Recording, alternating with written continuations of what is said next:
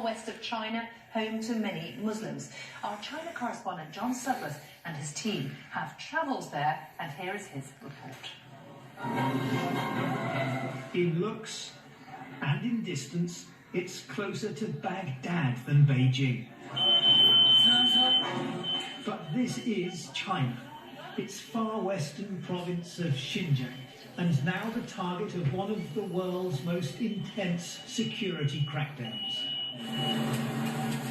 The Uyghurs, a mainly Muslim minority, have a long history here. Today, fear is everywhere. Under the watchful eye of government minders, there's only ever one correct answer.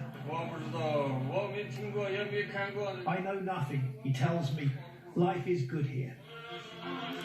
Moments later, armed police show up. This is the China visiting prime ministers never get to see. Police power here is all-pervasive and growing. Millions of residents are being forced to give DNA samples. Mobile phones are searched for sensitive religious content using handheld plug-in devices.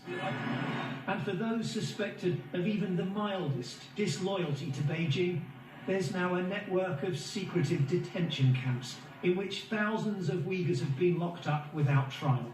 Close to what we believe is one of them, we're stopped from filming. China is building a total surveillance state. It's a place where saying, doing, or even thinking the wrong thing can get you locked up in an internment camp. And as you can see, it's a place where foreign journalists are certainly not welcome. Wherever we go in Xinjiang, we're constantly hassled, detained, monitored, and followed. Like thousands of Uyghurs, Abdurahman Hasan has fled to Turkey. He thought his wife and mother would be safe at home. He's since heard, he says, that they've been taken to the camps. From early morning till late evening, she's only allowed to sit on a hard chair. My poor mother has to endure this punishment every day. My wife's only crime was to be born a Uyghur, and because of that, she lives in a re-education camp where she has to sleep on the ground. I don't know whether they are alive or dead. I can't bear it anymore. I would rather they were executed than abused to death by the Chinese government. He says he has no idea what's happened to his children. Today, the British government raised its concerns about the treatment of Muslims here, including restrictions on religious practice. Such a frank statement in the middle of a prime ministerial visit will not go down well. China is seeking the UK's backing for a plan to use Xinjiang's desert highways as a new economic corridor to Central Asia and beyond.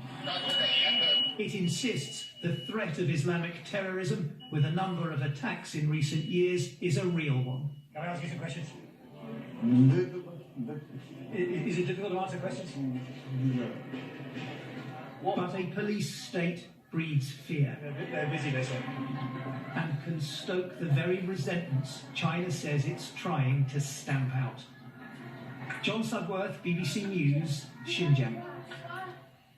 Well, in his report, John